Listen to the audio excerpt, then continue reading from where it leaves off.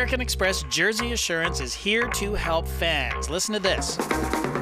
If you purchased a jersey from the NBA store using your American Express card and your player switches teams within 1 year of purchase, you can get a free replacement jersey. Pretty cool, right? Just make sure you use your Amex card and request a replacement within 14 days of the trade, and you can keep repping your favorite player no matter what the team. Terms apply. You can learn more about Amex Jersey Assurance at nbastore.com/Amex. You back your team, we back your jersey. Name a movie that you could watch without sound and get every line right. What are you smiling about? Dude, I almost had you. Oh, damn. Oh, you almost had me? You never had me. You never had your car. Oh, damn. Granny shifting, not double clutching like you should. You're lucky the hunter shot a Nas didn't blow the welds on the intake. Shit. Almost had me? I don't know. He's an idiot, man. I don't know. Yeah. Now me and the mad scientist gotta rip apart the block and replace the piston rings you fried.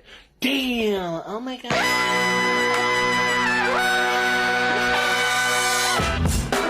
Good morning, sweet world, and welcome to the No Dunks podcast on the Athletic Network. It's Thursday, December 8th, 2022, and that's one of the best cold opens we've ever had. I'm J.E. Skeets here in the Classic Factory, and alongside me, as always, Tass Mellis. Podcast listeners, this is for you. Next to Tassie, it's the bearded one, my top shot hot boy, Trey Kirby. Hey-o! Hey-o! And last but not least, over yonder, making the magic happen, super producer, J.D. Hello. There he is. And here we are. Shout out to the stream team joining us live right now on YouTube. Like away, comment away, and make sure you subscribe. Get your No Dunks merch over at nodunks.com.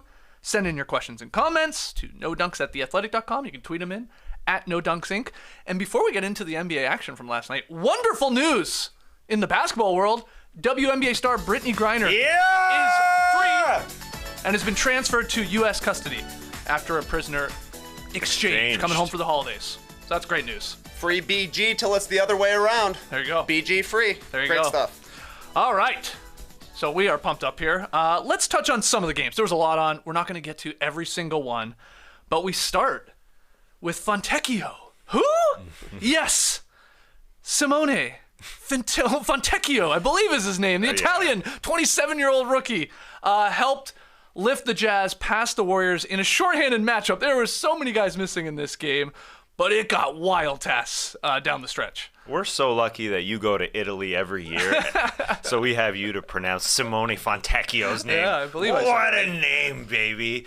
Right at the end there, 13 seconds left. The Warriors had this game. They were up 4 points. Yeah. So the Jazz get the ball. Nikhil Alexander-Walker looks like he's going in for a layup. Oh, he had one. He had one. And then he says, nah, I've got Malik Beasley, who's Nice. wide open. Yep. Klay Thompson shouldn't have left Malik Beasley wide open. Beasley hits the three, and then the Warriors inbound. Jordan Poole gets the ball, and I had never heard this term before, but Steve Kerr after the game said, in that kind of situation, you got to chest it, meaning pull it into your chest and hold that thing, cradle that thing. Right. And he had it out there. Another slap. It's free, baby. Olenek pushes him the heck out of the way. Yeah. Oh my goodness. Yeah. It was Oh my goodness. It was half it was and half. Alexander Walker slapping it out of his hands. Which was clean, it felt like. Yeah, I think in that situation strip. they're gonna let that go. But yeah, then Kelly Olynyk just dove on him. Form tackle from Kelly Olynyk right there. He's like, they weren't calling anything, so I knew I was getting away with a foul, which he did. Yeah, it was a loose ball situation, so he pretended to go for the ball, but also it was a block. It was a shield block, so the Jazz could corral the ball, throw it up to Fontecchio, Dunkio. It's over. And it was unfortunate because the Warriors had this game for them without Curry, without Wiggins, who could be out for an extended period of time. It feels like he might be out for a while. And they had Jonathan Kuminga fill in for him. He looked like Wiggins light. It was the best game for Jonathan Kuminga I've seen in a long time. We talk about the Warriors, young guys not playing well. If you watch Jonathan Kuminga's game back, he had 9 makes right at the rim and one 3-point shot. He was playing hard. He was playing defense. He was playing defense so well in that Wiggins rolled. Jordan Clarkson got tossed because he was so pissed at Jonathan Kuminga for guarding him well within the last minute. So that was a great game for Kuminga. And the Wiggins injury is definitely a worry. Long term, this might be great for the Warriors, real long term into next season to see Jonathan Kuminga play this way. Moses Moody had a couple threes in the fourth. James Wiseman is back for 5 minutes. He'll probably go back to the G League.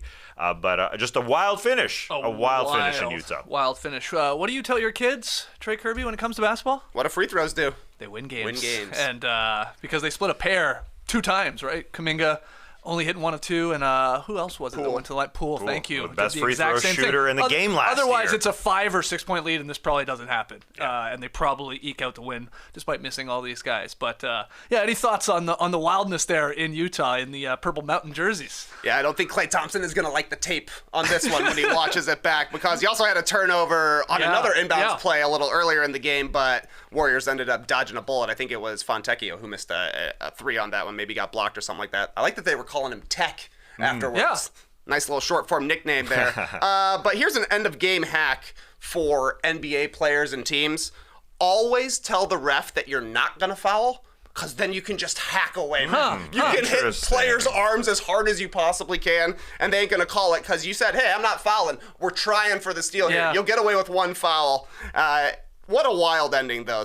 But shout out to the Jazz. Like, that's kind of how they've played the entire season. Playing from whistle to the final buzzer. This looked like it was over, especially after Jordan Clarkson got ejected. You're like, all right, that's probably a momentum swing going against the Jazz, but they just kept going and going and going. Somehow pulled a win out of nothing. And we always assumed that the Jazz would trade their best players coming into the season, and if their starters would go down, well, there's no way they're going to win games. Well, Mike Conley's been out for a while. Yep. Then Colin Sexton goes out of this game, and Nickeil Alexander-Walker, the Canadian, a backup for Shai Gilgeous-Alexander on the Canadian national team. Bring it. He looks great coming in as the third guard. No Lowry Markkanen in this game. Yeah. And they still eke out a win. Yeah, because they play hard. Because they play a little rough and tumble. Ain't no doubt, Trey Kirby. But I don't think you can call a foul in that instance. But you're right. I mean, you flip the script. Usually you say to the ref, we're fouling. Yeah, because so give us the cheap one. Yeah, give us the quick one where we just touch you. Yeah. But you flip the script, Trey. I like that. You say we're not fouling, and what they really, it's hard. We're trying to trap here. We're just trying to trap. Yeah. And then you can just smack arms and get all up in somebody and kind of knock them over with your body. But you said I'm not trying to foul, so it's all good. Also, maybe a smart tip is when it looks like you're going up for a wide open 2, everybody thinks you're going to shoot it. So just kick it wide open to Malik Beasley. That was a crazy pass from Nickeil Alexander-Walker. It definitely felt like, okay, he's taking a layup. Oh, yeah. Let's just let him have the layup. Everybody relaxed, except for and Malik Beasley. Yeah. Good stuff. It's so funny, right? If Beasley misses that 3, then everybody's going, what the hell are you doing? Just take the layup, man, and get to fouling, and they might miss. But it worked out for them. Yeah, they needed the points. They were down 4. And it ended up being a 1-point deficit there, so you can't extend it with free throws. You can't make it a 2-possession game. And that was when Jordan Poole, again, who was the best free throw shooter in the game last year, goes to the line and splits a pair. Yep. So that's unfortunate. I just realized that was Nickeil Alexander and Kelly Olynyk, because I don't think of Kelly Olynyk as a Canadian. That's a Canadian combo. There's got to be some hockey jokes there, like slash, cross-check, right there. Right. I mean, that looked kind of... Boys in the corner, eh? Getting at it, eh? Yeah, muck it up. Got their buckets on. Well, yeah. Helmets. They always have their buckets on. Yeah, did you hear the new rule? I think you have to be wearing your bucket now in like a pregame skate around, like warm up. Mm-hmm. I think they used to like keep them off or whatever, but now it's mandatory to have them on out there. You never know when a puck's gonna hit you. Yeah, watch your head. I think it's like really for sending a good message to the youth. You know, they should do it. But there's no hitting. I know. These guys can skate without falling. That's very true. Very true. What do you think about Jordan Clarkson squaring up there on Kuminga after he was pissed off that he sort of got blocked, and then he fouled, and then there was like a little push-in. They were separated quickly, but Clarkson, he squared up. Which was a little odd because he was sort of far away from Kuminga at that point. But then they looked at it and they thought it was enough that he hit Kuminga sort of aggressively enough in the head to get tossed. Think they handled that the right way? I thought it would be a flagrant 1 because it didn't look to me like Clarkson made necessarily head contact. He was up around the shoulders and neck though, so I guess understandable. I think Will Hardy said afterwards that he thought part of the reason it was a flagrant 2 was because Clarkson stanced up after after there was 25 people in between the two of them and he really wasn't going to fight anybody. That's how you know a guy ain't going to fight somebody. They stance up when there's no chance you can get to him. Russell Westbrook has done it as well, but I think the referee said that Clarkson's stance had absolutely nothing to do with the flagrant 2. It was all about grabbing around the head and neck, which, you know, is a call these days, but looked like a flagrant one to me. Yeah, that wouldn't have been called out on the ice, eh? They let the boys play a little physical out there. They let them get their punches in, and then they got to sit down for a little bit. They still drop the gloves and square up with each other? That still happened? All honesty, I don't watch is there fighting in hockey? Yeah. I mean, not a lot, though, is it? I'd say I see the stat come through every once in a while. It's about 1 per game. Wow. Yeah. Oh, okay. If I'm correct. Wow. Okay. Well, I did not think it'd be that high. Okay. Good to know. They're still squaring up there on the ice. Okay. Yeah, pretty sure. Any other thoughts on that game? I just will say they celebrated like they won the damn championship, which I actually liked because they had no right really winning the game. Everybody shorthanded and all that, but they had the streamers fall in. They were hugging like crazy. Fonteco, nope, said his name wrong already. Close. Fontecchio, there you go. with the career high 18 for sure. He looks like Elby from the White Lotus. But they were just like going nuts there in Utah. Maybe part of it is like they were extra jazzed up because of the little melee there between Clarkson and Kuminga. But man, they celebrated. And because they're so damn short-handed. Yeah. That's a scrappy They win. scrapped for this victory, and great news for them. It sounds like Mike Conley's coming back soon. Lauri Markkanen's injury is not long-term. Colin Sexton as well. It's a hamstring injury. Sounds like it would linger, but apparently it's not that big a deal. So they'll be back to full strength, and I still believe that this team could be 500 at the end of the season. They sit 15-12. If they fight like that, they will be. Let's go to another game here. D'Angelo Russell, hot in the fourth quarter, Trey. 15 points. Wolves beat the Pacers 121-115. What are your big takeaways from this one? Well, my big takeaway from this one is that I think Anthony Edwards has really done a pretty solid job stepping his game up for the Timberwolves since Karl Anthony Towns went down. He's had 29, 26, and 26. Pretty nice. He's scoring a little bit more efficiently. I think his playmaking is there a little bit more. You can tell he's just more comfortable playing with one big guy out there. I think there was an interview with him where he said he's never played with a rolling big man ever. Like never had an AAU teammate who was a screen and roll guy. It was just, let's go get a bucket. So he's figuring out how to play alongside Rudy Gobert. The more important thing to me, though, is in the 3 games with Towns out, Anthony Edwards, 5 steals, 6 steals, 7 steals. Yeah. He's really giving an effort on the defensive end. You can tell he sees an opportunity here where I can be a leader for this team, and he's doing a pretty good job of it. Yeah, he looks like a different guy, making that sneaky all-star bid, I think. Although it would be tough as a first-year guy to make the all-star team. They sit at 500. John Krasinski, great article on The Athletic, talking to management for the Timberwolves, and they thought they'd be further along than this at this point of the season, but they desperately need Anthony Edwards to play big, and they got Rudy Gobert to play big at the end of the game. This was a wild game. They were up 23 in the second quarter, the Wolves were. Yep. They had a huge swing the other way. The Pacers went up 8 in the third quarter. That's a 31-point swing. But the Timberwolves were able to finish the job because Rudy Gobert ended up blocking Buddy Hield right at the end of the game. 15 seconds left. Buddy isos Rudy Gobert. It was awesome. And Rudy Gobert said, there's about 2 minutes left. The same thing happened. Buddy isoed Rudy Gobert, but he kind of got cut off, Rudy did. And so that's why he wasn't able to block him. Well, 15 seconds left. He made up for it.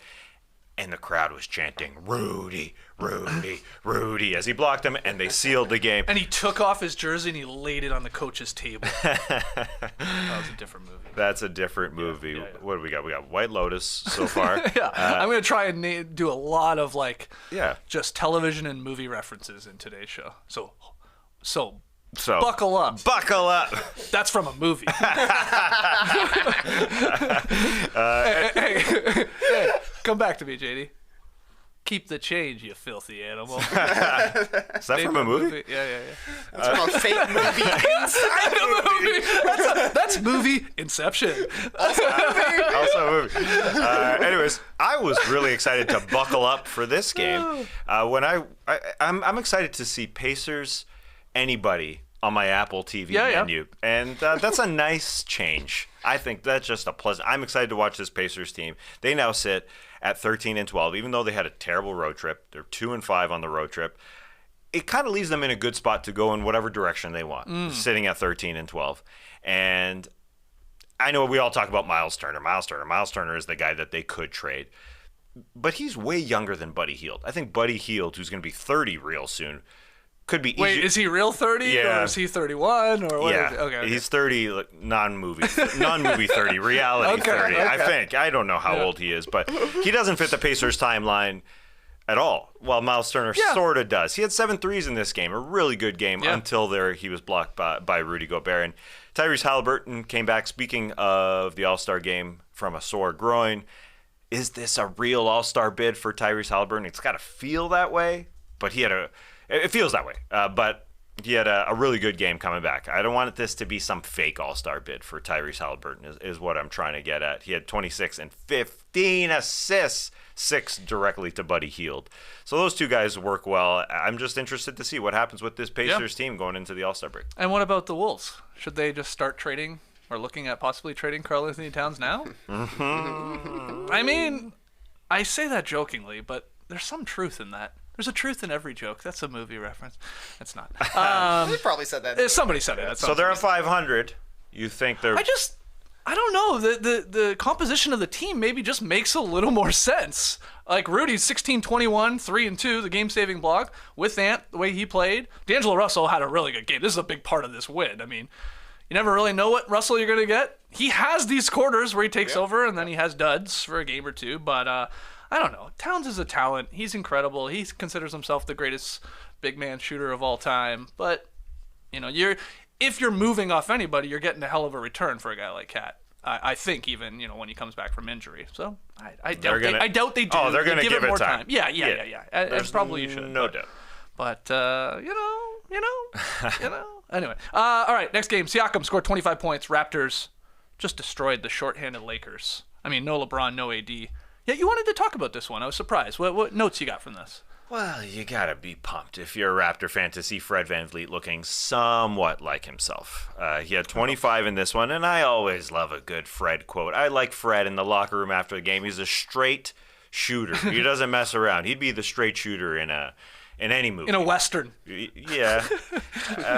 He would talk the talk, but he talks too much for a Western, I think. Okay. Like, he's not quippy enough. Okay. This is a little long-winded, which I enjoy. He had a lot to say after the game about why he struggled. This guy was an all-star last year. Yeah. He has not looked anything close to that, and why I was excited to watch him and Siakam, who's playing All-NBA, and OG Anunoby, who has taken his game to another level, combined with Fred and his 25. It looks like a team that everybody expected to give anyone a good run for their money coming into the season, but they haven't really looked like that. They've been up and down. But once you get Fred back, along with those other guys, then they could be a team that can challenge anybody in any playoff series. And he said, and I believe him, he said there's a lot going on as to why he doesn't feel good. And like a good movie, he teased it. He said, but there's definitely a lot of reasons for the situation that I'm in, but I'm not going to tell you about it. And so I'm buying it that he's going to come out of it. Okay. And because I bring up his all-star season because I think he is that good of a player. He's got something physically going on. So they are a more well-rounded team. Obviously, if they had a superstar, Kevin Durant, at the top of their roster, then they could be a championship team. And obviously, this was a Lakers team that didn't have their superstars. It was an air pollution version of the Lakers. Air pollution version. Do you like that? No, I read the Athletic. Okay, yeah. But you got to explain the joke. It doesn't quite hit. Yeah, I gotta be honest. I mean, I'm if like, everybody what are you knows. talking about? Yeah, that's why I was throwing it out there for Eric Kareen, who wrote this about the Lakers. No stars. There's pollution. There's no stars. You can't see the stars. Okay, Yeah. okay. So All right. Once you explain it, I'm fine with it. But You hate having to explain it, but let's say it becomes common nomenclature. Everybody knows it. Air pollution. The air pollution Lakers thing. Okay, Doesn't whatever. roll off the tongue. Anyways, they're 10-14. Moving on. They're 10-14. They beat the Lakers. I mean, they were playing like JTA and Schroeder. Even he and- got hurt. Yeah, right. I would just thank God the Raptors took care of business. Oh, here. yeah, I threw up the Tasmelis thumb at the end of the third quarter. I was like, they're not giving up this game. No. And it got to 13, but we were fine. Got close. Yeah. The interesting thing is, without LeBron and Anthony Davis, just to bring up that the Lakers are 10-14, they got a really, really, really, really, really tough December. Was their run here of 8-2 a facade? Like, will they be able to keep this up with a tough December? Because it's just tough. You got Patrick Beverley shooting deuces, 22% from 3-point land. Like, they don't have enough. Yeah. If these guys are somewhat in and out of the lineup, and it feels like it's going to be that way. So it was a good run for the Lakers, but that might be the high water mark for this Lakers team. So it's just something to keep an eye on because they have to make a decision going into trade deadline season. I'm talking about trade deadline season. We just had the best trade in the history of the NBA and WNBA this morning when Brittany Griner came back. Otherwise, who cares? But we got a few months. It doesn't feel. We got 1 week. Slop season starts next week, December 15th. Slop season. Slop up. Slop me those trade rumors. Shout out to the You Know Ball podcast. It's funny though that you say Fred VanVleet is a straight shooter. Yeah. I did love the article Eric Koreen wrote. Accepting the explained joke, because all of the quotes from Fred VanVleet are incredible in there. Yep. Unfortunately, as he mentions, he has not been a straight shooter this season. Even last night, he went 8 for 20. Yeah. The jumper is kind of broke right now, and even he says, I'm missing left or right for the first time in my career. He also shoots a curveball. His ball spins sideways when he shoots the ball, so when he's off, it can look bad, but I think more important is being able to finish inside, because he's got to be able to finish inside because the Raptors need somebody who puts pressure on the rim, and you're going to let him take layups if he's shooting 40% at the rim rather than, collapse and let him kick out for a three-pointer. Well, the good thing is that Gary Trent now on the bench, he may get more of those opportunities, and he said, I'm better when I'm going downhill, ball in my hands. They do need to give it to him a little bit more, and by inserting Christian Coloco instead of Gary Trent, I think you'll see more Fred. And they win the game in Atlanta if Fred has the ball at the end of the game instead of OG Anunoby. Yeah, I'm still bitter about that A.J. Griffin game winner in overtime, seeing it live right in front of my grill. Fred still has the ability to do that, and we want to get the most out of Fred. It's a tough team to play against when he gets going. Yeah. All right, let's move on to the Magic. Yes, the Orlando Magic beating the Clippers 116-111 in overtime. They snapped a 9-game losing streak. And I know what you're wondering. Well, who cares? I'm sure Kawhi wasn't playing. I'm sure Paul George wasn't playing. No. They were in there for at least times of the game. Then we got to overtime, and they hit their limits restriction. But then they realized Kawhi still had a minute of his limits restriction, so he played like the final minute of overtime. It's so strange with what they're doing with this team. But they lose here. With those guys playing, they had really bad games, Trey. They're 2 stars for the Clippers. But the Magic finally stopped that losing streak. Yeah, you said Paul George was playing, but was he? Yeah. He played the first quarter, scored 10 points, finished with 11 on the night. Basically, it comes down to way too many turnovers for the Clippers. They finished with 15 turnovers, but they were just giving the ball away. They just don't have chemistry right now, and the way the Clippers play, they don't have an offensive system to fall back on. It's kind of, we need a guard or some sort of perimeter player to puncture the defense. Look for a kick out, maybe it's a wide open 3, or we just reset it and do the exact same thing over and over again. So with Kawhi coming back, with Paul George coming back, Reggie Jackson didn't have a great run, I didn't think, last night either. They just look a little bit out of sorts. That's why they've been one of the worst offensive teams this entire season. The good thing, I guess, for the Clippers is that they do seem to be getting healthier and healthier, so the more they play together, they should theoretically get better, and they do play defense, but disappointing loss, certainly, for the Clippers, but I don't know. The Magic were going to get off the schneid eventually, right? Yeah. But also, maybe extra disappointing for the Clippers because I think they play again tonight. This is a back-to-back situation there in Florida. I assume they play the Miami Heat. So that means, is Kawhi playing? No, right? Does Paul George even play? Probably not. I don't know for sure. Fact check me on that. Oh, I'd say check there's the status. No chance. Not Kawhi, but PG, yeah. I don't know. But so yeah, these guys played. You try and get that Orlando win, then you sit them for the Heat. Not that the Heat are good right now, but they could lose that again tonight too. That's a tough doubleheader, or a tough back-to-back. Yeah, old Florida back-to-back. It sounds easy. You think about it, it's Orlando. Well, no, it's always a hard one, as NBA teams say. And, they weren't able to gut it out there at the end. They had a late lead there in regulation. Yep. And kudos to Paolo Banchero. Oh. We had Kawhi Leonard hitting a game winner the other day against Charlotte.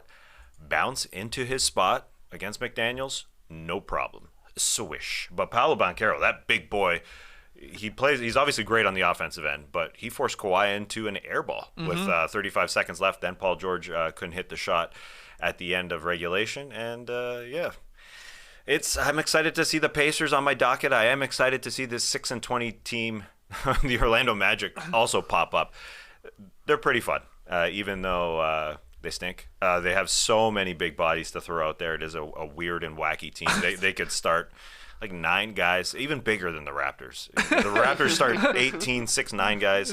This team, has so many centers, so many huge guys, and Banchero is one of them. Even though he's not a center, he looks he's huge. I mean, he lived at the Thick free throw boy. line this one too. fella. 13 of 14 at the line. A lot of those were in overtime as well. Great sign. So yeah, the Magic have Bol, and because they're now both in the starting lineup, they got Wagner now too. Double Vogs. They got Mo and Franz there, and Mo had a good game. 20 points, 7 to 13 shooting, 13 rebounds, 3 assists, 2 steals. A really good game from Mo Wagner. So yeah, they got a lot of big guys on that team. Good win from the Magic to stop the losing streak. Final note I had. The Clippers broadcast, I really like them. I forget their names. I don't even know their names. I don't think Jim because I know Jackson. Jim Jackson, he's on color commentary. Who's the play-by-play? Brian Smith? Simon? Yeah. Seaman? See, I apologize. I should have checked that. But he had some great lines because they got to overtime, and I was watching the Clippers broadcast, even though it was in Orlando. They brought in Amir Coffey, and like in the span of 1 minute, he dropped a coffee is for closers, which is great because you're in overtime, and Kawhi again went to the bench. And then he scored, Amir Coffey did, and he dropped a great respect the drip. And I was like, give me one more. Give me one more coffee reference here in overtime. But that is all I got or all I wrote down. Respect the drip. That's good. Good stuff, yeah. They were fun listening to those two. All right, final game here that we'll touch on, at least in this block. Tatum and Brown lead the Celtics to the easy 125-98 win over the Suns. Everybody was pumped up about this one. 2 best teams in each conference. This could be a great game. Suns will bounce back. Booker will bounce back. And instead it was like a 40-point lead for Boston. I went to bed pretty early in this one because the Celtics just crushed them. Any thoughts?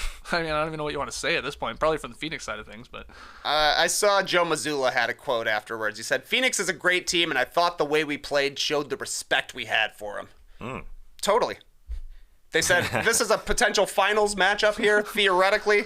First in the Eastern Conference, first in the Western Conference, and the Celtics came out and smacked them, right? Like, they were very serious about winning this game, and they put it on the Suns, who were having to deal with Chris Paul coming back, maybe a little change up in the rotation there, but 25 from Tatum, 25 from Brown. These guys are incredible. They're just great. yeah. The Celtics look unbeatable right now. They're clearly the favorites in the NBA. We'll see how it progresses over the rest of the season, but they're going to win 60-plus games at this point. No doubt. Yeah, when they're dedicated on the defensive end and they're dedicated to getting each other open shots on the offensive end, they're flying around, they're screening for each other. It's tough. There's some excuses for the Suns, sure. Chris Paul coming back after a month. Devin Booker got in foul trouble real early. That took him out of their flow. But I couldn't help but flashback to when they got pounded by the Mavs at the end of Game 7 there, where they just got a beat down put on them. But this is the best team in basketball. The Celtics are clearly that. I would have liked to see the Phoenix Suns get to the free throw line a little bit more. Their starters combined got to the free throw line only 4 times. You just don't win basketball games like it. That's the scary part for me every single game, is that there isn't enough force there. It's just a jump shooting team, which can win, but not when you play like that. Got a fun trivia question for you guys by way of statitudes. Yes. So Tatum and Brown, you said it, Trey. They each last night scored 25 points in the win. 14th time this season Holy already that these guys balonies. each scored 25 in a game. 14th time. Together. Yes. 14 of their 25 games, or 26 games. Yeah, it's crazy. Good for them. Can you name the next best duos this season? And it's a hell of a drop-off. It goes from 14 with Tatum and Brown to 8 with this duo. And see if you can name any of these next 3 or 4 duos to score 25 in the same game this year. Mitchell and Garland. No. None on the list. Haven't played enough. Durant, Irving haven't played enough. John Bain. They have? Durant and Irving have done it 8 times. They're second. Yeah. Oh, okay. You thought that? I thought they'd be lower than 8. Yeah. Who'd you say? Ja and Bain. No. How about A Sixers combo of some sort. No. These are all gettable. I mean, there's Trae Young and DeJounte Murray? No, but look at it this way: superstar with then someone down a level in most of the cases. You know what I mean? Like a borderline all-star guy or Jokic and a guy? No. Superstar Kristaps Porzingis with Bradley Beal. No. LeBron and AD. LeBron and AD. They've done it 4 times. Those guys are good. Someone's They're done it pretty good. 6 times, and Both someone's done it All-Stars. 5 times. One guy went for like another 30 in his sleep last night, and then he paired with this teammate to do it 6 times. I mean, this guy's like considered the best player in the league. Luka Doncic and Well, Christian Wood. okay. I wasn't thinking Luka, but that's 5 times. I was Giannis thinking- and There you Drew go. Holiday. There you go, 6 times. Tatum and Brown 14 times. KD and Kyrie 8 times. bad. Giannis and Drew Holiday 6. Luka and Christian Wood. That is a bit of a surprising one. 5 times, and then LeBron and AD 4. 14 times though. That is. That as well. Woo! They are rolling, and so are we. But we're gonna take a break. When we come back, the up-down report makes its triumphant return to No Dunk. So don't go anywhere. It's always around now that we start thinking about New Year's resolutions. Guys got anything in mind for 2023? No.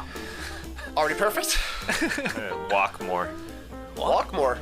instead of sit. Please walking your cat. Yeah, I'm walking my cat more. I'm one of Walk my those cat people. more. Nice. I got a few in mind as well. More emotional vulnerability. That's a big one to me. Learning how to pronounce emotional vulnerability is going to be another one. Put that one first, and then do it. We'll see. We'll see if it comes around. Want to step up my post game a little bit? Thinking about tinkering with my shot mechanics after the haters got to Oh me. no! And you guessed it, 2023, it's the year I dunk again. Maybe you're going with something a little more classic though, like wanting to work out more. In which case, Peloton's got a gift for you. Right now, you can get up to $200 off accessories like cycling shoes, heart rate monitors, and more when you purchase a Peloton bike, Bike Plus, or Tread. And you can get up to $100 off accessories with the purchase of a Peloton guide to take your workout to the next level. Make this the first step toward achieving your fitness goals in the new year, and once you start, you'll see why so many people stick with Peloton. With a variety of workouts from cycling to scenic runs, boot camps to power walks, you'll find classes that work for you, taught by world-class instructors who know exactly how to get the best out of you. So don't wait. Get this offer before it ends on December 25th. Visit onepeloton.com. All access membership separate. Offer ends December 25th. Cannot be combined with other offers. See additional terms at onepeloton.com. If you own crypto and leave it on the exchange where you bought it, like Coinbase, that's a mistake. We've heard the news lately. Exchanges closed, accounts frozen, dreams crushed. People are learning the hard way. Crypto on an exchange is not really in your control. So what can you do? Get a secure crypto wallet and control your crypto yourself. You need to check out Zengo, the simple and secure crypto wallet with everything you need. Over 2 million Bitcoins have already been lost forever, just gone, because most crypto wallets come with a private key that you need to secure. If the private key gets lost, hacked, or stolen, say goodbye to all of your crypto forever. So get this, Zengo created the crypto wallet everyone's been waiting for. It's controlled by you, so unlike an exchange, no one can access your crypto but yourself. Zengo removed the private key vulnerability, instead using a type of cryptography called MPC that until now has only been available to billion-dollar institutions. Here's what that means. I didn't know what it means. 1, your Zengo wallet is fully recoverable. 2, your Zengo wallet is a hacker's nightmare. And 3, Zengo built live 24/7 support with real people directly into the app. From Bitcoin, ETH, and more, Zengo supports all your favorite cryptocurrencies and NFTs. Keep your crypto and NFTs safe with next-gen tech the big guys have been using for years, thanks to Zengo. Download the Zengo app from the App Store or Google Play, that's ZENGO, and use code NODUNKS to get 0% fees on your first purchase of up to $1,000 when you select Banksa as your purchasing option. I like saying Banksa. That's code NODUNKS for 0% fees on your first purchase. Here it is again, via Banksa. Terms and conditions apply. See site for details. All right, back with the boys here in the Classic Factory. Great comment from Jay and the stream team. My New Year's resolution is to tell even more people about this show than I already do. Wow. That's a good New Year's resolution for everybody joining us live. Thank you, right Jay. now. Thanks, Jay. Good luck with your New Year's resolution in 2023. Okay, let's get to the up-down report. Prepare your tubis. It's the up-down report. Throw your thumbs up, throw your thumbs down on the following topics. According to our guy, Fred Katz, who wears them on the boulevard, he's of The Athletic, of course, the Knicks have been active on the trade market as we approach December 15th, a date when most players who signed new contracts this past summer are eligible to be traded. League sources tell Katz that the most common players that the Knicks have discussed with other teams are, in no particular order, Fred wanted me to note that, Emmanuel Quickley, Evan Fournier, Derrick Rose, and Cam Reddish. So, up or down on the Knicks trying to trade any of those guys, but especially there, I think the Quickley, Reddish, maybe even Fournier. What do you think, up or down? Well, up on the Knicks' attempt to make the trade. Absolutely. I wouldn't trade Emmanuel Quickley. Okay. But at the same time, trade them all. You got Quentin Grimes. Did you see what Quentin Grimes was doing yesterday? That's your guy. Start him. He plays hard. He plays defense, hitting 5 threes last night. This is all relative stuff. What are you getting back for these guys? Yeah. What do you have to give up? Because with Fournier, who's to me, the guy that they're trying to trade, he hasn't played in 3 weeks. He's out of the rotation. He's got a monstrous contract that they unfortunately signed him to for this year and for next year. They may have to attach, as Kat says, a Reddish or a Quickley to entice the other team to take Fournier. Because they don't want to put a pick with Fournier to get something back. Why would they shouldn't do that? Yeah, right. They absolutely shouldn't do that. To me, there's a pecking order here. You want to trade Fournier. I think you want to keep Quickley. He's seemingly wants to be Lou Williams. He wants to be the sixth man. Why not let him get into that role? He's taken Derrick Rose out of the rotation. It sort of makes sense here. And then the Cam Reddish one, I believe somewhat I would keep him around, but I understand if you want to move. But his trade value couldn't be any lower at this point. Mm-hmm. So to me, these are names that Fred Katz is throwing out, but we know. But I don't see, number one, anything really big coming back for the Knicks to change their season in regards to these guys. I think it's more cap math, really. That's all it is to me. Cat's math? Cat's math. Cat's game. Oh, nice. It's been a while. Straight up Cats as a movie reference in today's show. Fred Katz. Did you know he was in Cats? So Trey, Rum-Tum Tugger himself? are you up or down on the Knicks attempting to move these guys? And maybe I should have asked it like Tass is saying, on them getting back anything of note for Fournier, a Quickley, a Reddish, maybe a Rose. I don't know. I guess I'm up on this because the Knicks, to me, like Tass Mellis, they clearly value Quentin Grimes over Emmanuel Quickley. Like, Quickley stays in trade rumors basically since he came to the Knicks. Honestly, his progress is kind of stalled out. So I think of all of the players we're talking about here, he probably has the most value to other teams. Yeah. Only at 23 years old. Yeah. If you can trade Cam Reddish and anybody wants to give you anything, I think that's fine. Fournier, like Tess said, has kind of been needing to go. He's got this big deal.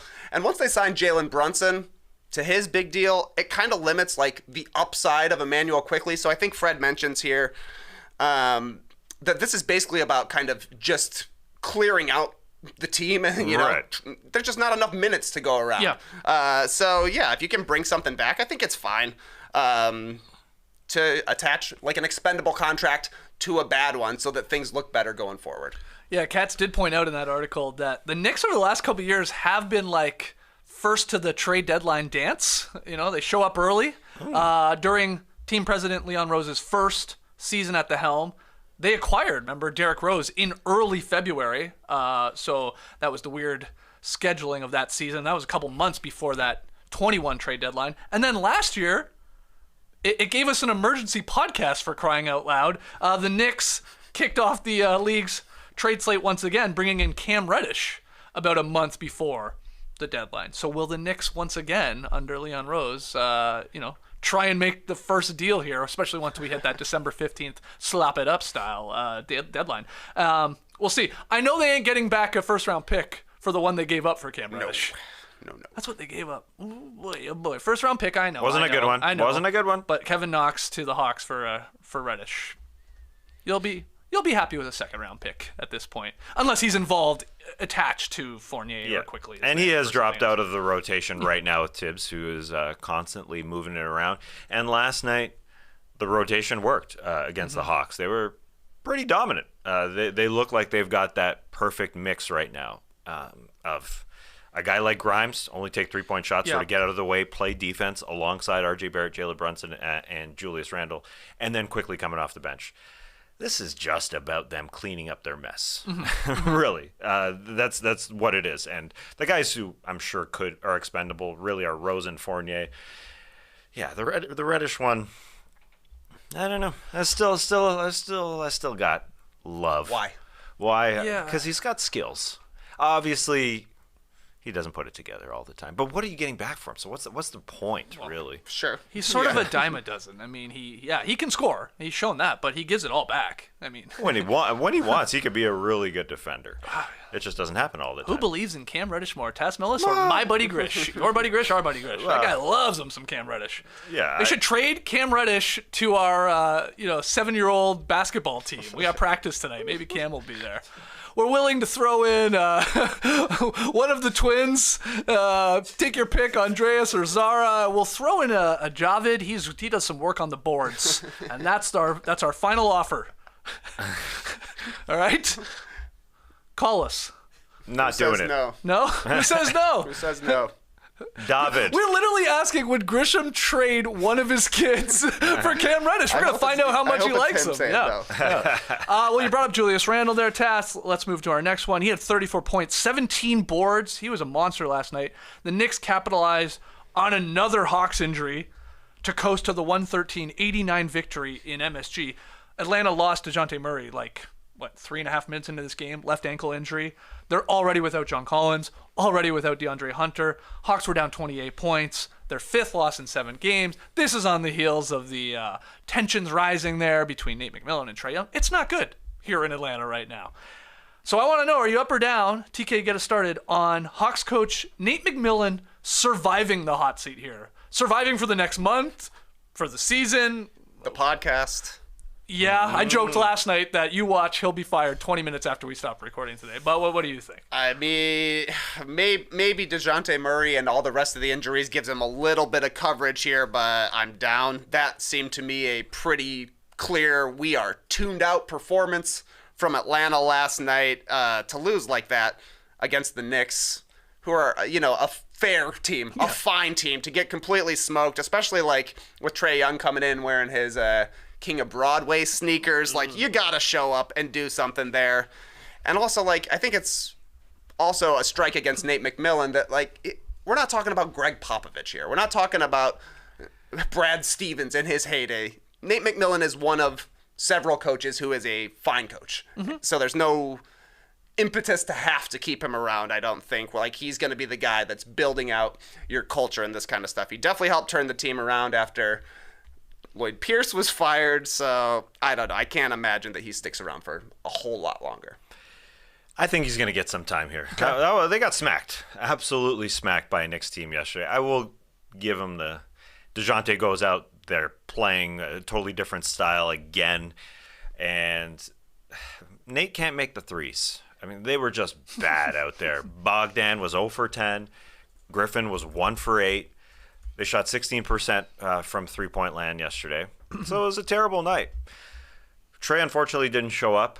The Trae slander out there is getting hot and heavy right now. The Trae is not a star in this league even. He's falling down in sort of the common Twitter fans pecking order. It's a little nuts. He's still good. He didn't have a great night. But it was a weird night. I don't know how long Nate lasts, but I think he'll have time. Again, this team is above 500 team. Yeah, so, that's true. So there's time. I think they still have time. This is a second half type of team. The Trae Young's teams have been second half type of teams. It's crappy watching them. They did fight back. I don't think he hasn't lost the locker room to me because they did fight back in the second quarter where there were some good minutes, but they really got smacked. And they can't get smacked like this every night, but I'm in Trae's corner in terms of just his ability to lead a team, and him and DeJounte, hopefully DeJounte comes back. Right. Nate McMillan shot 34% from 3 in his career. How many threes do you think he made? I not a mean, lot. he played a lot of. He played a long 11 time. seasons, and that guy didn't miss a ton of games, but it's a different game back there in the late 80s, early 90s. 500. No, So not about even. half a Not game. Way even? too much. Wow. 298. I mean, that's wild, right? That is pretty crazy. Yeah. Times have changed. Times He's a have guard. changed. Weird. Yeah, we'll see here with Nate McMillan holding on to his job. Yes, he's got the excuses of a lot of guys out of the lineup right now, but off of the whole beef with Trae Young, they got to get a win here. And it's not like they're playing like these juggernaut teams. So you gotta get those dubs, or they're gonna be forced to move off of him. They're not trading Trae Young. They might be trying to trade some of their other guys, but that hasn't happened yet. So it's just unfortunately usually the coach up next. But we'll see. Next one, we have a new team. Excuse me, atop the Western Conference standings. Zion posted 29 and 10 as the Pelicans held off the Pistons. New Orleans' fifth straight victory. The win, paired with that Suns loss, moved the Pels into first place in the Western Conference standings. 16 and 8 record. JD, I think you got the standings there for everybody, and it is nice if you're a Pelicans fan to sit atop the West. I mean, we're a good chunk into the season here. When was the last time they did this? Probably Chris Paul days, I assume. If not, I don't even know if that's for sure, but maybe. There you go. So the question is, are you up or down on the Pelicans' chances of winning the West? Yeah. Are you that much of a believer in the Pelicans? Will they get this new trophy for the best record in the league? Probably not. Celtics No. probably have that wrapped up. But what They about the got West? that. I kind of thought when the trophy came out that they'd do it for each conference. Don't worry, give it a couple years. They will. But I checked on hockey, they don't. The President's Trophy just goes to the top dog. Okay. Top of the tops. Now, of course, it's unlikely the Pelicans win it, but let's throw some butts in there. Yeah? Brandon Ingram's got to come back. CJ McCollum can't play this bad for that long. So I just want to know about my boy Jose Alvarado before I make a decision on this. He went down. Team was surrounding him. It's their boy. He left the game, and He ran into a pick from Yep. Duran, and then he went down like clutching sort of his chest. He probably bruised his rib. I think the X-rays were negative. He was back on the bench, but you never know with an injury like that. Okay, well, hopefully he comes back. As high as I am on the Pelicans, I am going to say down. I am going to say down. Okay. The Suns are there. The Nuggets are there. Jamal Murray is coming along. It's a very much a Pelicans versus the field situation here for me, and I'm just being realistic. I want to jump on the Pelicans bandwagon, and I do think Brandon Ingram comes back and they finally play together. Again, they haven't played a lot together. They're big three. So it's just asking a lot for a young team to be the number one seed in the West. Up or down, TK, on their chances here. You're saying number one seed is the the West. question? Yeah. It ain't going to happen, No. unfortunately. They're also not going to win the Western Conference, like, once it comes to playoff time. 12-1 odds, though, right now. I mean, I could see it happening 1 out of 12 times, perhaps. They're top 10 on both sides of the ball. That's a good indicator for future success. They've got veterans with a ton of playoff experience in C.J. McCollum, Valanciunas, even Larry Nance Jr. went to the finals with Cleveland once upon a time. They haven't played together, unfortunately, in the playoffs. 6 combined playoff games from Brandon Ingram and Zion Williamson. That's a problem. And I'm also going to be a little interested to see how a front court of Zion and Jonas Valanciunas holds up in a playoff series when it's like, we're picking on you every single time down the court. Sure. And if it's not you, we're going to pick on the other slow guy out there. We'll see how that turns out.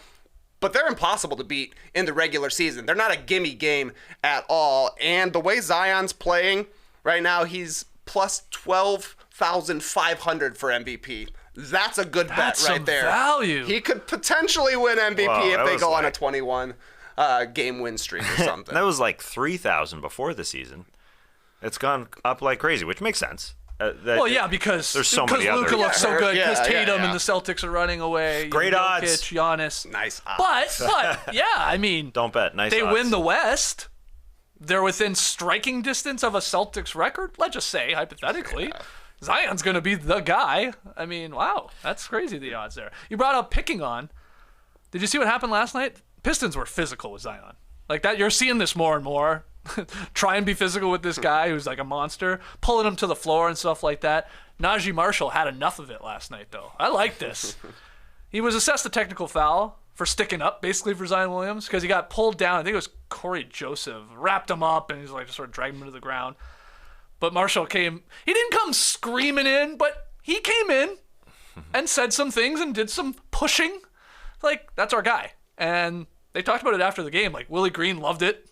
Zion loved it. Like, these guys were like, you need that. You need to protect your stars. I know nothing really happening, but stick up for them.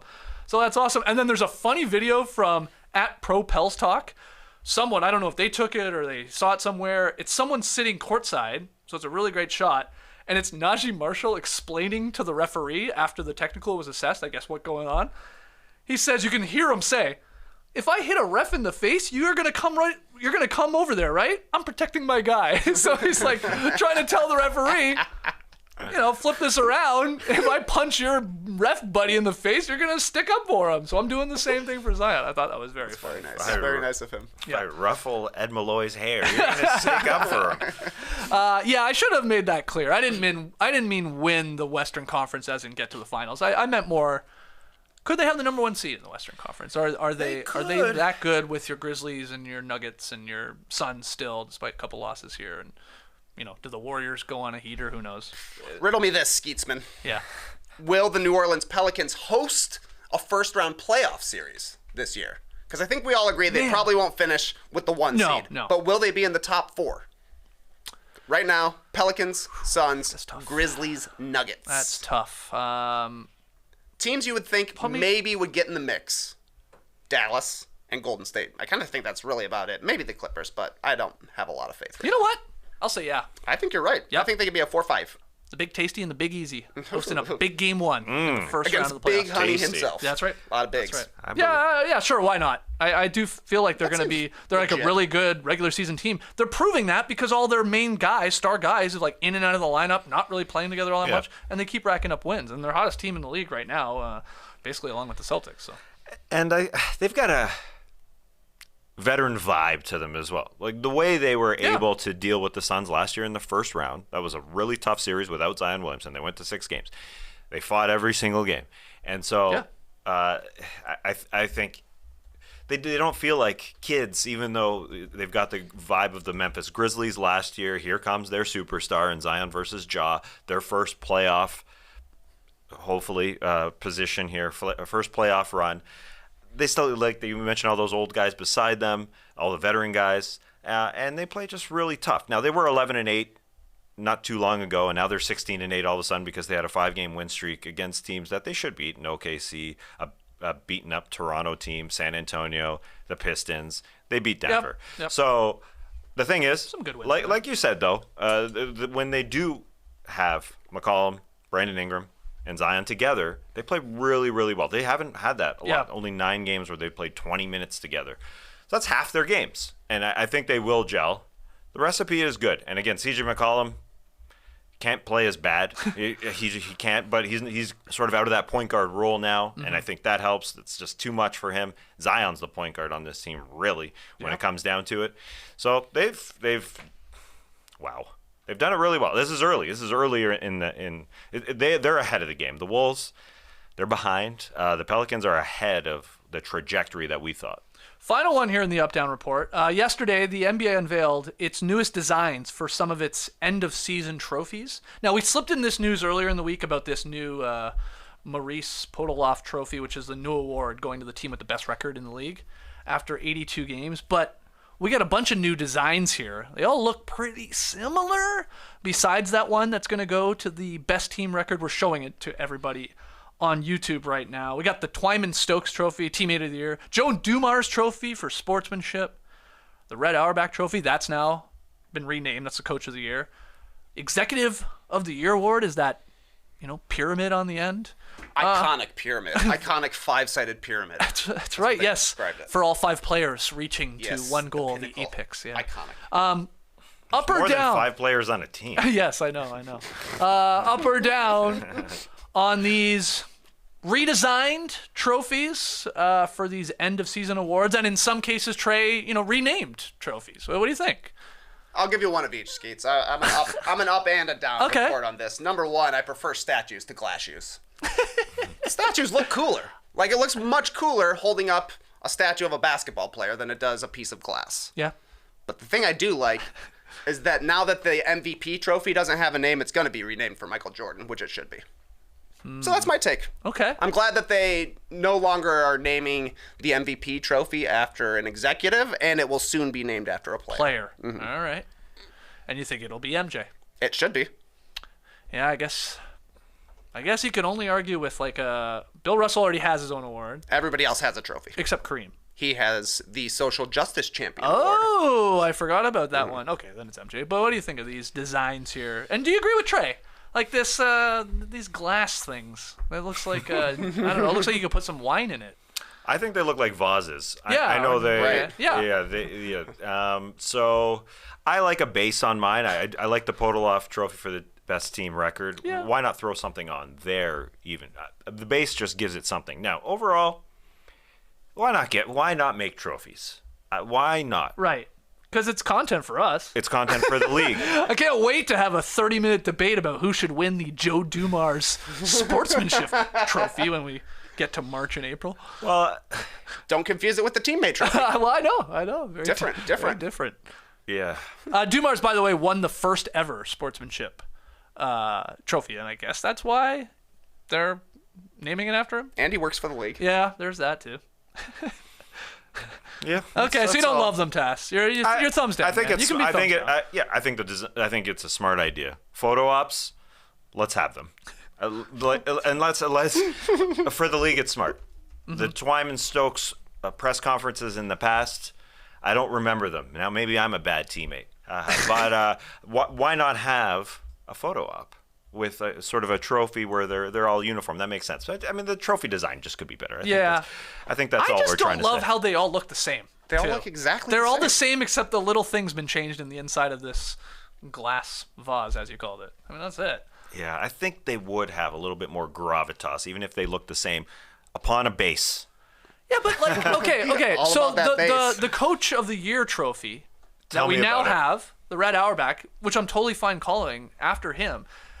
If you look inside of it, and you can't really tell all that well, that's Red Auerbach in his classic pose with, like, you know, the stat sheet or whatever in one hand, or his play calls in one hand and the cigar in the other.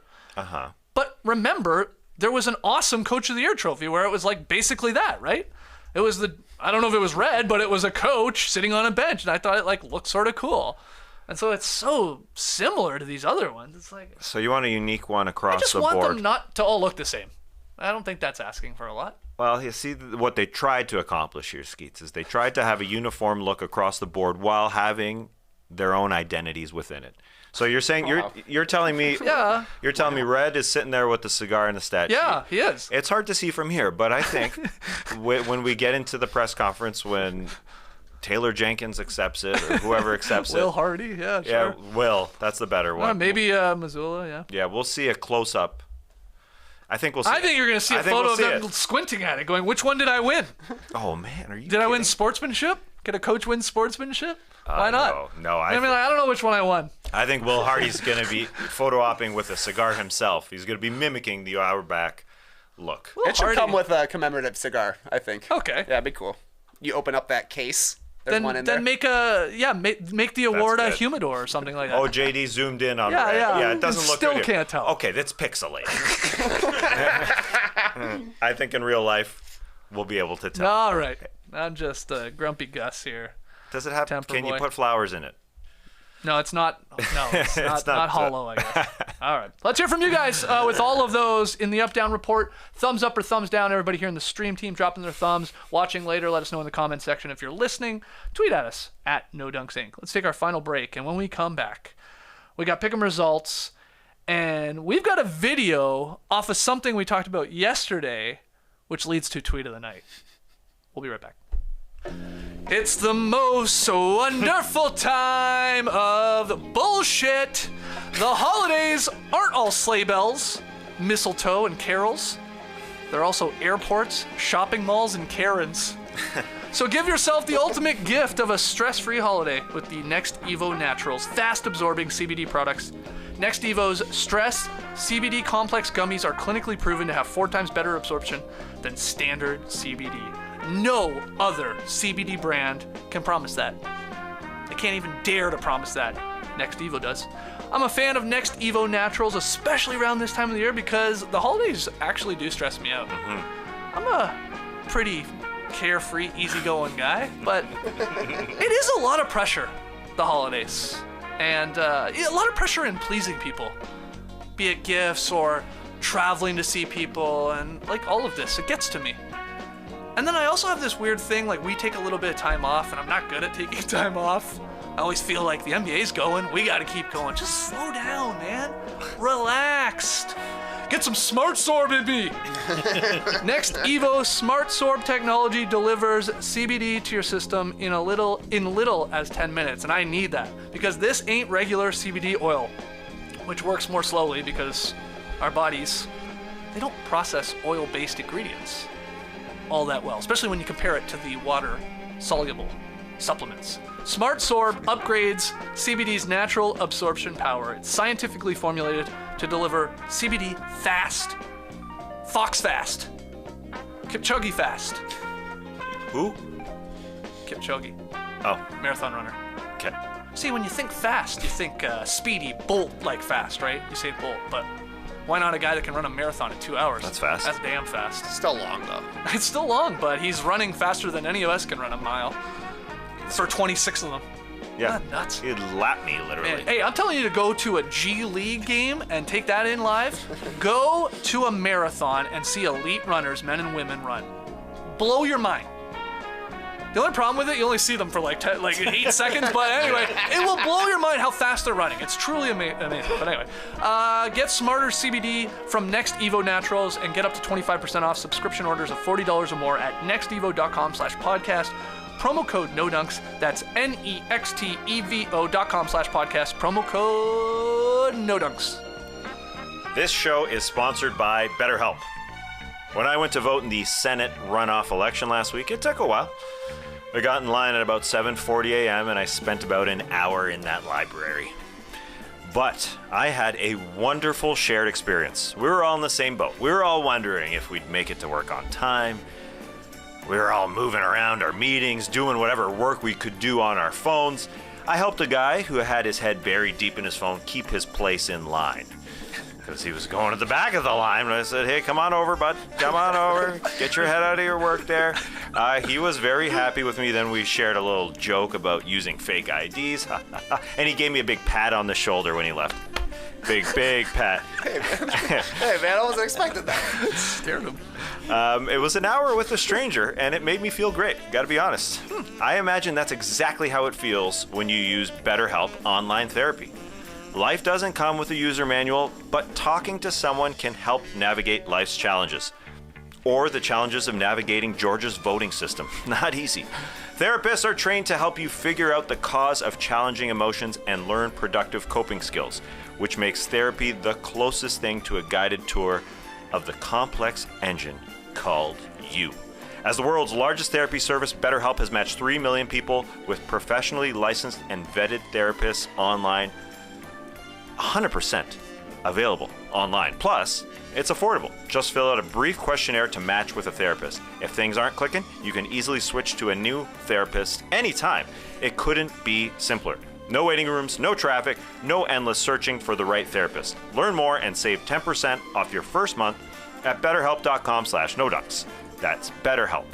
HELP.com/nodunks. Pick'em results from last night. Oh boy. I took the Suns as the tiny dog at home to the mighty Boston Celtics, and that was a huge L for me. You had a point to play with, though. I did. Yeah, I could have used 100 points to play with, then I would have covered. So I fall to 2-3. That's a win for Tass, 4-1. Trey, he's on a run. He's back, baby. He's 2-3, so we're tied in last place. What's tonight's game? A 3-night game in the association this evening. Okay. The old classic Thursday night doubleheader on NBA TV. Okay. They don't do it on TNT anymore. No, not yet. they don't. Although, first game on ABC this Saturday. It's a good one, in theory. Rematch of the finals, right? Warriors Celtics. Boston Yeah. and the Warriors. No Wiggins, though. It ain't the same. Not even watching. It ain't the same. Going up against Hockey Night in Canada. I don't know how it'll do. Anyway, Denver versus Portland tonight in Portland. Oh, wow, okay. That's a good battle. That's a good pick. We got some tight lines going on. It's only a 1.5 point line. You got a point to play with, so Trey's got that point to play with. I love If it. 1 point. the Blazers can lose by 1 at home, yet Trey will come out victorious.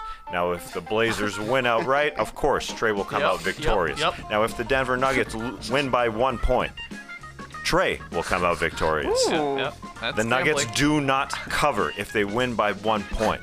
They need to win by 2 or more points to cover the point spread. Now, why don't you just bet on money line straight up, SUs, MLs?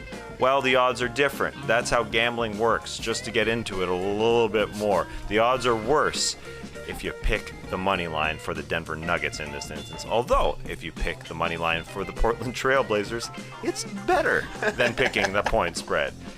That's how they even it out. Then they take the juice, and you're screwed. Don't gamble. Was this sponsored by BetMGM? I didn't know what was going on. I don't know what was Good going on. explanation. I Well, like I could do it better. Juice. We'll It's do a it better lot. next time. It's tough. If you've never done it before, it's very confusing. But then once you do it or you follow it a little bit, you're like, Yeah, okay. the spreads. yeah. Yeah. Okay, let's get to tweet of the night. Let's do it. Tweet of the night. Wow. Twitter. Okay, yesterday we were talking about Joey Chestnut, the competitive eater, just crushing pierogies at halftime of the Lakers-Cavaliers game the other night. So we got the clip. No. You know, look away if you're not a fan of somebody scarfing the pierogies in his throat and his mouth and washing them down. See why I thought that my looked like God. beer, by the way? It It's does. that yellow cup. It's but got to just be Cavs gold. right? Yeah. I thought it was beer, but it's water. They Anyway, got sour cream out there? Insane. yeah, lube it up. Wash it down. Anyway, this guy, Trey thinks he's an American hero, and he took down 47 pierogies in whatever time it was. It wasn't Light a lot of work. minutes. Yeah, exactly. So Trey tweeted, look at all the crap on his face here. Remember I bring this up? Watch, he's Yeah. going to turn. Hey, dude, you got a little pierogi on your chin, man. Yeah, right there. It's still there. You didn't get it all. Here, just hold this belt, though. It's still there. He's saving that for later chips, when he yeah. gets hungry. Anyway, Trey tweeted, Joey Chestnut is the greatest champion in all of sports. Good tweet off of yesterday's show. That's not tweet of the night, though. One of the responses I saw made me laugh, and I thought it was a great idea. At Mike Egan tweeted back to Trey. He replied to Trey, okay, but as far as halftime entertainment, watching a guy house 50 pierogies is not super thrilling. Well, you could debate that, but I get what Mike's saying. I think we should instead do free pierogi night. But Joey Chestnut is stalking the concourse, and he can steal and eat your free pierogi if you aren't careful. So you always got to be like looking over your shoulder if there's a Joey Chestnut trying to get your pierogi. And Mike added to that, it was a second tweet. Every pierogi he eats could be like $10 to charity. So it's like, hoard your pierogies, but even if he gets you, $10 to charity. That I don't know if you have to give or the team gives, but we could figure that out The later. pierogi maker. The pierogi producer. Yeah, sure. Yeah, That's not a bad idea. We got like a chestnut cam that you can watch on the NBA Yeah. app. It's just him creeping through the crowd, looking for somebody not paying attention to their pierogies. Sour cream in hand, just in case. Sure, why not? What do you think of Mike's idea here? And do you agree that watching? I guess not. You were like, My going, mouth Ew. is watering. I may vomit. Yeah, you didn't like. I don't like it. Not in a good way, huh? No, not the opposite of salivating. No, I've gone through. It's like, I don't know, 20 hours of disgustingness because we talked about it yesterday. We Yeah. talked about Kobayashi, the man who made competitive eating a thing. Okay, I know Chestnut I might love be this the guy. battle between you guys. He's in Team Kobayashi. He's Team I'm the old Chestnut. guy. Yeah. Kobayashi chewed so Chestnut could munch. Swallow. No. Yeah. Okay. Kobayashi sipped so Chestnut could chug. That's better. Great. Sure. Because I ended up, after our conversation, watching Kobayashi chug a gallon of milk. I was disgusted. And then in my suggested videos, I see Chestnut. no, yeah. Chestnut ate 32 Big Macs in one sitting. That's the world record. And it's just disgusting. It's just disgusting. I would watch, though. I would go back and watch We Are the Champions. There's a hot pepper eating contest. It's a Netflix series Okay. about. Oh, yeah. Yeah. So the hot pepper eating contest. I'd go back and watch That that. one you're And fine it was hard to watch. It was very difficult to watch. But those are competitors. Chestnut. I've had enough chestnut. Okay, I've well, had enough chestnut. A couple things off of yesterday's discussion when we weren't really sure. You found the clip of Kobayashi chugging that gallon of milk that we saw in person. Live. By the way, gallon of milk, 3.8 liters. Yeah. Nailed it. So It's like- close to 4 liters. It's like yeah. a gallon of gas. Yeah, and JD, you thought it took, we were debating 5 seconds he did it, 10 seconds. I guess the official count was 18 seconds of him consuming way it. off. And you know what? Tess found it. I thought about ripping it and showing it to everyone, but then I was like, this isn't that entertaining. It wasn't that exciting. No, the whole thing isn't exciting. Watching people chug and eat I don't isn't know. all that We exciting. kind of had to be there. Yeah, it was yeah, pretty. You gotta be there. Matt yeah. was amazed. Yeah, I think you can hear Matt hoot and holler on the video. Yeah. I get it, Kobayashi! He started with his patented, and then he was into it. Oh, so then, I start talking shit in the Slack because, this guy's Team Chestnut, Trey Kirby over here, calling him a great American hero. Sure, I won't debate that. But I said, Kobayashi, he's the man of liquids. Let's see Chestnut do that. Trey Kirby, in mere seconds, is firing back at me in the Slack with a link showing that Chestnut took down a gallon of milk in 13 seconds. So 5 seconds less than Kobayashi. Joey So, Chestnut, hey, man, you're right. The guy's unstoppable. Yeah, you called Kobayashi George Mikan. I mean, honestly, call him Magic Johnson if you Somebody said call Thank him you. Steph Curry because he changed the game. That's what somebody said in the That's chat fair. yesterday. Yeah, well, Maybe. Somebody He's smaller, really too. changed the rules. Really changed the rules. Kareem, Shaq. want. Mikan. Yeah. So if I know he if changed- Curry is Kobayashi, then who's Chestnut? Is he? Jordan, he's got. Well, see, that's why. That's why I would say, thinking about it, Kobayashi has got to be. He's both Magic Johnson and Larry Bird. Wow, Because that's good. they helped save the NBA, kind of put the NBA on the map. Same for Kobayashi and the competitive eating. But then Michael Jordan, Joey Chestnut comes around, and he's just better. Okay. He's just better. Okay. If you want to get disgusted, just read the list of records that Joey Chestnut has in every discipline Oh my of God. competitive eating. Like pierogies, he ate 47. How much time did he have to eat? Halftime is, 12 minutes. They probably Yeah. did 5 minutes. I bet it was 5 minutes. His Tops. record, he holds the world record, of course, in Yeah. speed pierogi eating, 165 in 8 minutes. He wasn't even trying. And he beat 165 in three 8 minutes. I bet that was 3 minutes then, maybe. people. Maybe 47. No, he was chilling. Yeah. He was probably enjoying that one. That wasn't even a game for him. He got paid to do that, by the way. Think about that. Of course. Hey, He's man, a pro, man. show up. I assume they covered the pierogies too, and the commemorative Cavs Cup that he got to take home. Yeah. What did he get paid? What did he get paid to show up to a Cleveland game to eat a bunch of pierogies? $5K? And as many pierogies as you can eat. Yeah. That's always our debate. What do the 10K? halftime acts make? And usually, they sing, they Dance. Yeah, they do a cool, weird thing that nobody else can do. But this person eats as much food as well, possible. it's skill. He needs, man. The best I of the best. love the bird in Magic. I love that. Without both. yeah, He's both. without Kobayashi, people would just be eating regular amounts of food. He saved it for Chestnut. Chestnut should thank Kobayashi every time he puts back a rogie. He should. Having a rogie.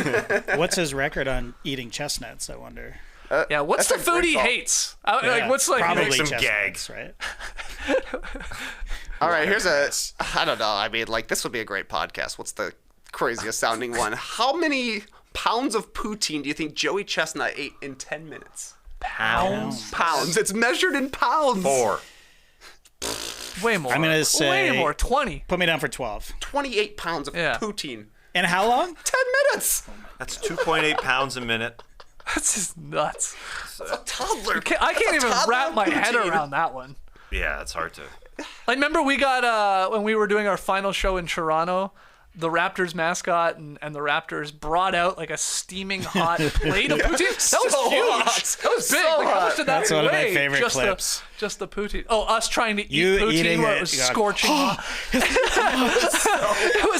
It's scorching so hot hot. gravy, man. Like, what are you supposed to do? No, it was great. Yeah. It was great. All right. Yeah, and then we had a poutine eating contest. Well, yeah, you did really well in that one. Yeah, it wasn't 28 pounds. No.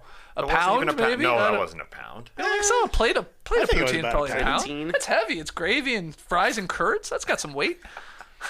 This was in Toronto, actually. It was at the Smokes Poutineery World Poutine Eating Championship. Oh, that- I respect That's him the place to be. Smokes, yeah. It's good. Oh, man. We're still podcasting. Let's call it there, though. Oh, one thing. we go. Skeets. You were quoting movies throughout the entire show. Sure.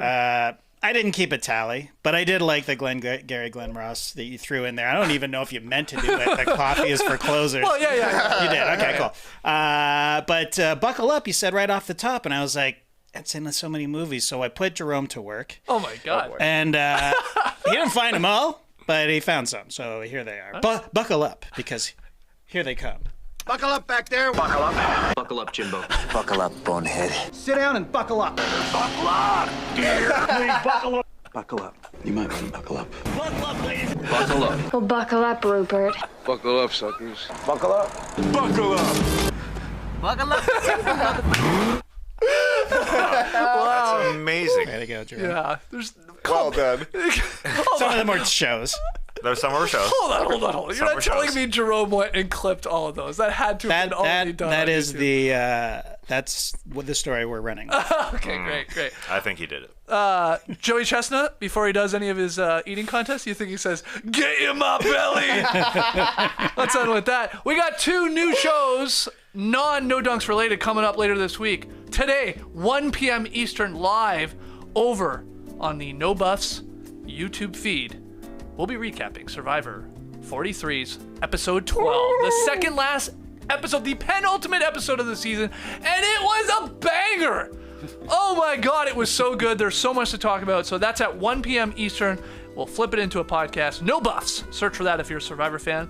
And then tomorrow, a new Is This Good podcast. And TK called it. Joe Mandy is the special guest on Is This Good with Matty O and JD. And I'm excited about these topics. The bathroom attendant, I can't wait to hear everybody's thoughts on whether that's good, and Joe Mandy included. So Getting your fortune read, I guess. Yeah, tarot cards, I believe, is the specific cards, angle. yeah. And what's the last one? Rally caps or Baseball? just straight up is it? the Yeah. Mets? I forget. Being a fan of sports? Justin Verlander signing with the New York I Mets. thought it was rally caps, but maybe superstitions when it comes to sports. Okay. Is it possible? Maybe. Well, also Joe, Wearing he sews those custom caps, so it might be something like What? Custom embroidery on don't MLB know. caps? That's a very specific topic. But anyway, that's Is This Good? That's tomorrow. That's on Friday. So go search for Is This Good on YouTube and wherever you download and listen to podcasts, and subscribe. Make Matty O's holiday season by doing that, right? It's a great He celebrates podcast. the holidays. Matt celebrates the holidays. Yes, big Hanukkah All guy, of that guy. Joe Mandy, big Hanukkah guy as well, I assume, right? JD, you love Hanukkah? Oh, I live for Hanukkah. Okay, good. Last day of Hanukkah, same day as Christmas this year. What a day. Wow. All right, we'll see you guys tomorrow for the Drop Podcast. It's Friday tomorrow, right? Isn't that weird? It is, yeah. I feel like It's a Thursday. been a weird week. It's been a strange one, but we'll have the Drop Podcast. So we'll see you then tomorrow, 10 a.m. Eastern, live here on YouTube. Clipper Bros. You heard it here first. Have a great time. Turn up. Love you guys. Awesome. Thanks for joining us, and remember, Hanukkah, Christmas, they get all the love. What about Kwanzaa? Kwanzaa's coming. It's a little later. I think it's January 1st, 2nd, 3rd. Is it? Yeah. Armenian. Happy holidays, Armenian everybody. Christmas is in January something too. Always Fifth, maybe? it. Yeah. 7th? 7th? Yeah, these It's old calendars. These Eastern Euros. What are we going to do? We're going to have it now. Just have it on the 25th. Just put every holiday on the same day, so we can just celebrate. work more. So we can work. Yeah, actually, I'm taking it off. Greeks celebrate on the 7th. I'm taking those days off. Put it in the FYI. calendar. Yep. We'll see you guys tomorrow. Embrace the day, people.